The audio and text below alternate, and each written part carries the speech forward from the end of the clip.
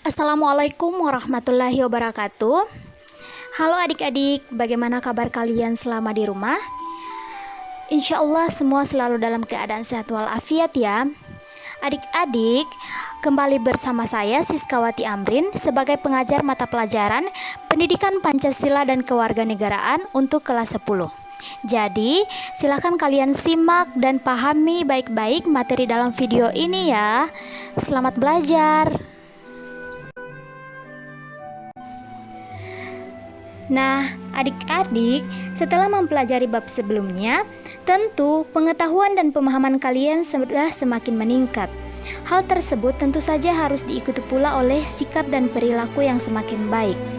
Untuk itu, pada bab ini kalian akan diajak untuk menyelami kewenangan lembaga-lembaga negara berdasarkan Undang-Undang Dasar Negara Republik Indonesia tahun 1945. Jadi, silakan disimak dan dipahami baik-baik ya materi ini.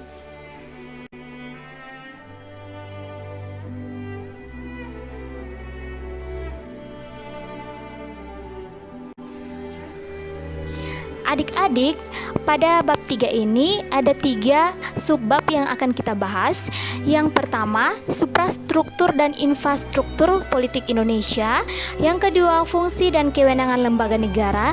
Dan yang ketiga, penerapan pemerintahan yang baik atau good government. Sebelum kita membahas materi lebih dalam lagi, ada baiknya kita ketahui dulu tujuan pembelajaran kita pada bab ini. Yang pertama, setelah mengerjakan tugas, peserta didik mampu menemukan atau menunjukkan hubungan lembaga negara dalam menjalankan kewenangannya dengan sistematis.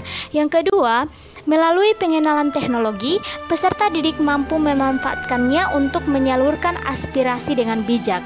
Yang ketiga, setelah menyaksikan video, peserta didik dapat menguraikan penyelenggaraan pemerintahan yang baik dengan terperinci. Dan yang terakhir, setelah memahami materi, peserta didik mampu bekerja sama dengan baik dalam kehidupan sehari-hari dengan jujur, amanah, dan terintegrasi. Coba kalian amati baik-baik gambar berikut ini. Pernahkah Anda mengikuti kegiatan berikut? Ya, jawabannya pasti pernah, karena kegiatan berikut merupakan kegiatan pemilihan ketua kelas. Nah, pada kegiatan di atas, siswa yang terpilih akan menduduki jabatan sebagai ketua. Kemudian, ketua menunjuk sekretaris dan bendahara. Tahukah Anda, lembaga-lembaga negara juga dipilih untuk mengisi jabatan-jabatan tertentu dalam penyelenggaraan pemerintahan. Jadi, simak baik-baik pembahasan berikut ini.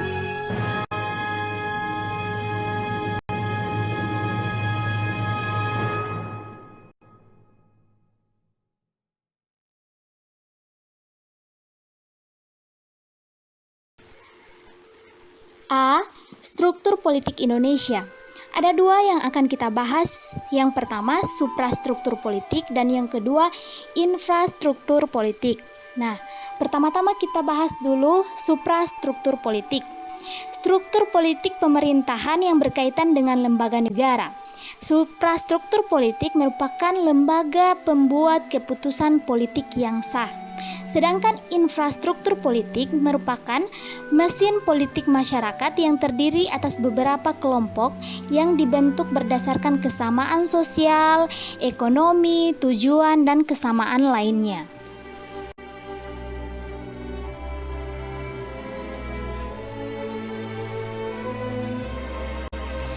Lembaga-lembaga negara berdasarkan Undang-Undang Dasar Republik Indonesia tahun 1945 terdiri dari KPU, Bank Sentral, BPK, Presiden, DPR, MPR, DPD, MA, MK, dan KY.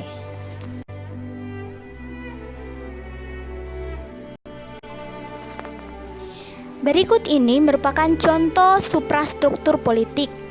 Mencakup lembaga-lembaga negara dalam bagan susunan lembaga negara sesudah amandemen Undang-Undang Dasar Negara Republik Indonesia tahun 1945 terdiri dari Majelis Permusyawaratan Rakyat, Dewan Perwakilan Daerah, Mahkamah Konstitusi, dan Komisi Yudisial.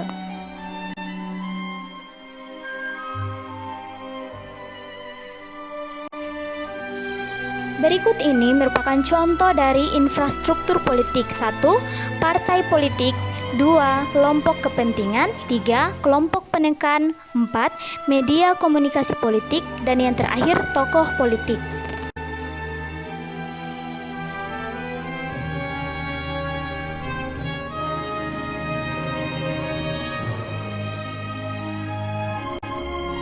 B. Fungsi dan kewenangan lembaga negara. Berikut lembaga negara sesuai dengan fungsinya. Yang pertama, lembaga legislatif terdiri dari Majelis Permusyawaratan Rakyat atau MPR, Dewan Perwakilan Rakyat atau DPR, dan Dewan Pertimbangan Daerah. Kemudian, lembaga eksekutif terdiri dari Presiden dan Wakil Presiden serta Kementerian Negara. Dan yang ketiga, lembaga yudikatif terdiri dari Mahkamah Agung dan Mahkamah Konstitusi. Dan yang terakhir, lembaga eksaminatif terdiri dari BPK atau Badan Pemeriksa Keuangan.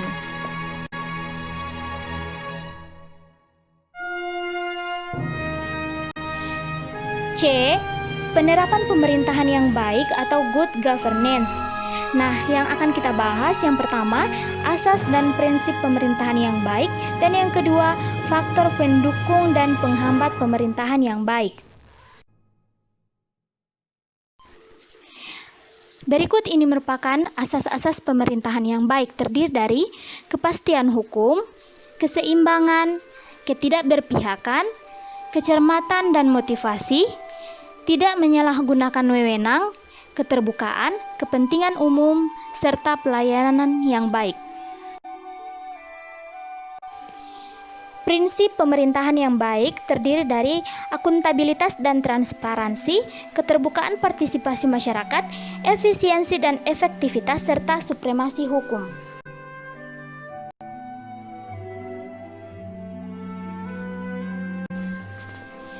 Nah, berikut ini merupakan faktor pendukung dan penghambat pemerintahan yang baik.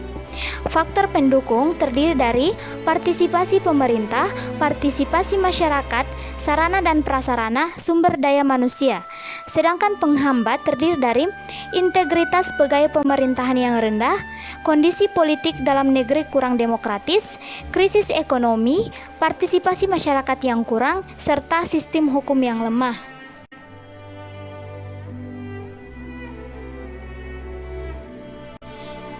Baiklah adik-adik, selesai sudah materi kita untuk bab 3. Semoga apa yang sudah saya jelaskan dapat kalian pahami dengan baik. Terima kasih atas perhatiannya. Sampai berjumpa pekan depan. Wassalamualaikum warahmatullahi wabarakatuh. Baiklah adik-adik, selesai sudah materi kita untuk bab 3. Semoga apa yang sudah saya jelaskan dapat kalian pahami dengan baik. Terima kasih atas perhatiannya. Sampai berjumpa pekan depan. Wassalamualaikum warahmatullahi wabarakatuh.